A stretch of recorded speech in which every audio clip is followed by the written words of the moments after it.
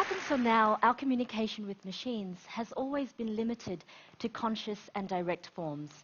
Whether it's something simple like turning on the lights with a switch, or even as complex as programming robotics, we have always had to give a command to a machine, or even a series of commands in order for it to do something for us. Communication between people, on the other hand, is far more complex and a lot more interesting because we take into account so much more than what is explicitly expressed. We observe facial expressions, body language, and we can intuit feelings and emotions from our dialogue with one another. This actually forms a large part of our decision-making process. Our vision is to introduce this whole new realm of human interaction into human-computer interaction, so that computers can understand not only what you direct it to do, but it can also respond to your facial expressions and emotional experiences. And what better way to do this than by interpreting the signals naturally produced by our brain, our Center for Control and Experience?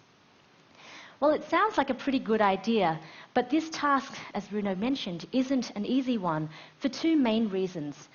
First, the detection algorithms. Our brain is made up of billions of active neurons, around 170,000 kilometers of combined axon length. When these neurons interact, the chemical reaction emits an electrical impulse which can be measured. The majority of our functional brain is distributed over the outer surface layer of the brain, and to increase the area that's available for mental capacity, the brain's surface is highly folded. Now, this cortical folding presents a significant challenge for interpreting surface electrical impulses. Each individual's cortex is folded differently, very much like a fingerprint. So even though a signal may come from the same functional part of the brain, by the time the structure has been folded, its physical location is very different between individuals, even identical twins. There is no longer any consistency in the surface signals. Our breakthrough was to create an algorithm that unfolds the cortex so that we can map the signals closer to its source and therefore making it capable of working across a mass population. The second challenge is the actual device for observing brainwaves. EEG measurements typically involve a hairnet with an array of sensors like the one that you can see here in the photo. A technician will put the electrodes onto the scalp using a conductive gel or paste, and usually after a procedure of preparing the scalp by light abrasion. Now, this is quite time-consuming and isn't the most comfortable process. And on top of that, these systems actually cost in the tens of thousands of dollars. So with that, I'd like to invite on stage Evan Grant, who was one of last year's speakers, who's kindly agreed to help me to demonstrate what we've been able to develop.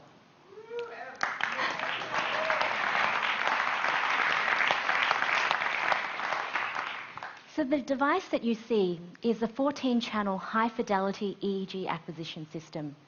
It doesn't require any scalp preparation, no conductive gel or paste. It only takes a few minutes to put on and for the signals to settle. It's also wireless, so it gives you the freedom to move around. And compared to the tens of thousands of dollars for a traditional EEG system, this headset only costs a few $100s. Now onto the detection algorithms. So facial expressions, as I mentioned before, and emotional experiences are actually designed to work out of the box, with some sensitivity adjustments available for personalization. But with the limited time we have available, I'd like to show you the cognitive suite, which is the ability for you to basically move virtual objects with your mind. Now, Evan is new to this system, so what we have to do first is create a new profile for him. He's obviously not Joanne, so we'll add user, Evan. Okay.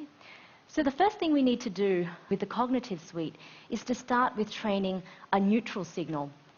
With neutral, there's nothing in particular that Evan needs to do. He just hangs out, is relaxed. And the idea is to establish a baseline or normal state for his brain, because every brain is different. It takes 8 seconds to do this. And now that that's done, we can choose a movement-based action. So, Evan, choose something that you can visualize clearly in your mind. Let's do pull. Okay, so let's choose pull.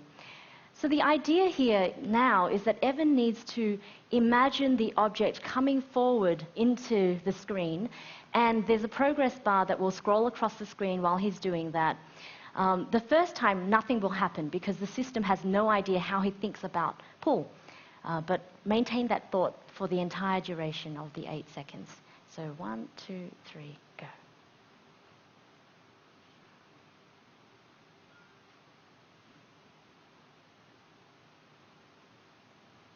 Okay, so once we accept this, the cube is live.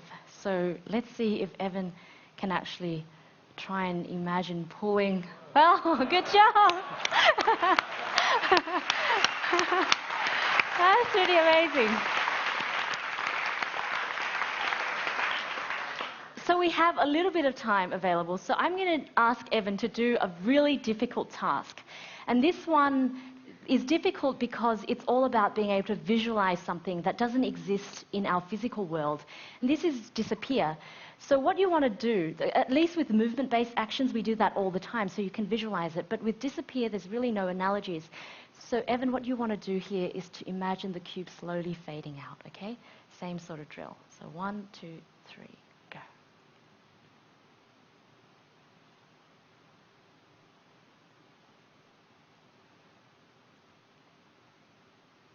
Okay, let's try that. Oh my goodness, it's just too good. Let's try that again.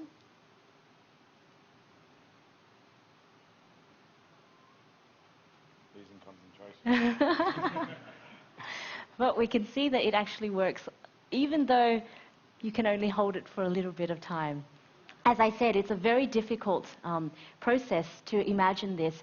And the great thing about it is that we've only given the software one instance of how he thinks about disappear. As there is a machine learning algorithm in this. Thank you. That's all. Good job. Good job. Thank you, Evan. You're a wonderful, wonderful example of the technology. So, as you can see before, there is a leveling system built into this software so that as Evan or any user becomes more familiar with the system, they can continue to add more and more detections so that the system begins to differentiate between different distinct thoughts. And once you've trained up the detections, these thoughts can be assigned or mapped to any computing platform, application, or device. So I'd like to show you a few examples because there are many possible applications for this new interface. In games and virtual worlds, for example, your facial expressions can naturally and intuitively be used to control an avatar or virtual character. Obviously, you can experience the fantasy of magic and control the world with your mind. And also, colors, lighting, sound, and effects can dynamically respond to your emotional state to heighten the experience that you're having in real time. And moving on to some applications developed by developers and researchers around the world. With robots and simple machines, for example, in this case, flying a toy helicopter simply by thinking lift with your mind. The technology can also be applied to real-world applications. In this example, a smart home. You know, from the user interface of the control system to opening curtains or closing curtains.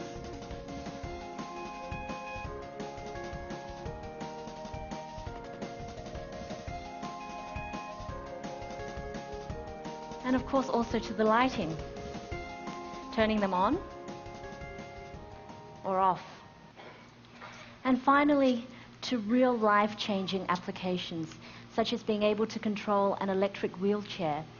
In this example, facial expressions are mapped to the movement command. Now blink right to go right.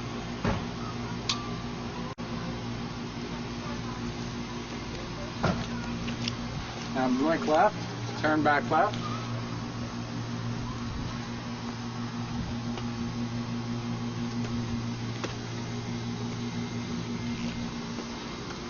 Now smile to go straight. We are really, thank you. We are really only scratching the surface of what is possible today. And with the community's input and also with the involvement of developers and researchers from around the world, we hope that you can help us to shape where the technology goes from here. Thank you so much.